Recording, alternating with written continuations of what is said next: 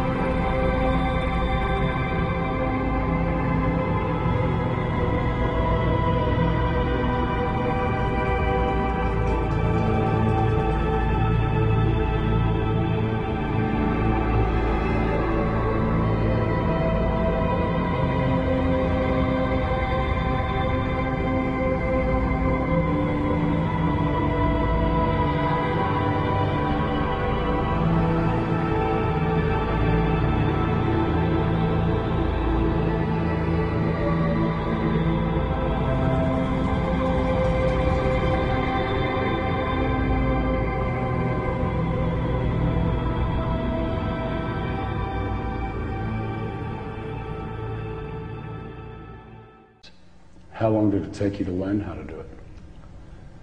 It took me about 6 months before I was at the point where I could start doing Solomon's magic with the goetic mirror. And it's a form of worship? Yes, it is. It's my way of worshiping God. We see the pagan gods and goddesses as personifications of forces of nature. And so we have a whole plethora of entities, and even down into the elements, where we have the gnomes and the earth, and we have the sylphs in the air, and we have the undines in the water, and then we have the salamanders in the fire. So we personify all of the elements and everything. We have a little entity of some kind or another, or a big entity for everything. Solomonic ceremonial magic is basically can be broken down into two divisions. The invocation of the angels, the holy angels, to protect you and inspire you and fill you with the power of God, and then when you've got that mastered, then you set up the dark mirror and the triangle, and then you go for what some people would refer to as the demons. But you use that angelic power that you've already acquired through the crystal ball in the center of the circle and on the altar, and you've got the power of those angels to control the demons that you evoke. You evoke them out of your deep mind. And so Solomonic magic, all the way from back in the Middle Ages, can be broken down into those two facets. Tell me the procedure we're going to go through tonight, just what you're going to do, what we're going to see. What you're going to see is the evocation stage of Solomon's magic. This is the advanced stage after you have gone through the series of angelic invocations, which we're not going to specifically do tonight. They've already been done. We've got the angels already inside us and on our side, but we are going to invoke those angels with a pentagram ritual. Mike's going to do that, Father Solomon. He's going to invoke the angels of the pentagram ritual. Then I'm going to open up the psychic centers, because we are, as far as I know, we are the only lodge in the West that has a full operating system of chakras. We have all the planets and the spheres of the Kabbalistic tree of life right in one straight line. So we operate that way. So we're going to have a ritual after Mike does his pentagram ritual and establishes these four angels that we're talking about and gets them to protect us and cast the circle. Then I'm going to open up the particular sphere that we're working in, the lunar sphere. Then from there we're going to go on up to the sphere of Jupiter. And then we're going to circumambulate around the circle, the magic circle, clockwise, sunwise. And then we're going to get on that mirror, and Mike is going to be staring into the mirror, and I'm going to sit behind him as the magus, and I'm going to conjure, and he will go into a trance. We'll both be in a trance, actually.